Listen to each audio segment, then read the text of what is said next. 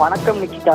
தூத்துக்குடி மாவட்டம் சாத்தான்குளம் அருகே உள்ள தேரிப்பண்ணை கிராமத்தைச் சேர்ந்த வசந்தா 70 வயது என்ற பெண் அந்த பகுதியில் வசித்து வந்தார். அவருக்கு 2 மகன்களும் ஒரு மகளும் உள்ளனர். இதில் ஒருவர் விக்ராந்த் என்பவர் சாத்தான்குளம் டிஎஸ்பி அலுவலகத்தில் காவலராக பணிபுரிந்து வருகிறார்.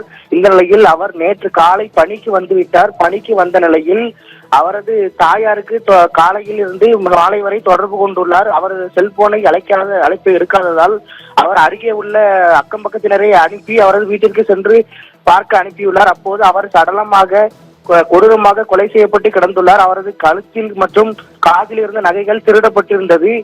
இதைத் தொடர்ந்து நெல்லை பொறுப்பு டிஐஜி தலைமையிலான போலீசார் நேற்று நள்ளிரவு முதல் தீவிர விசாரணை நடத்தி வந்தனர்.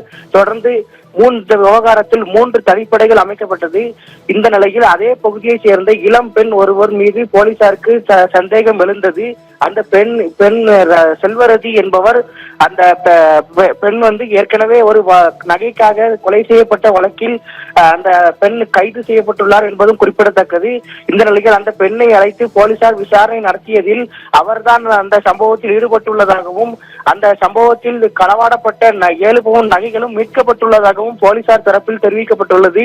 மேலும் இந்த சம்பவம் குறித்து பல்வேறு கோணங்களில் போலீசார் விசாரணை முன்னெடுத்து வந்த நிலையில் நகைக்காக தான் கொலை செய்யப்பட்டுள்ளார் என்ற ஒரு உறுதிப்பட தகவலை போலீசார் தெரிவித்துள்ளனர். இந்த சம்பவத்தில் செல்வரதி 22 வயது பெண் தற்போது கைது செய்யப்பட்டுள்ளார்.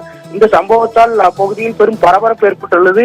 காவலரின் வீட்டில் காவலரின் தாயாருக்கே இந்த நிலைமையா என்ற ஒரு கேள்வியும் எழுந்துள்ளது நிக்கிதா.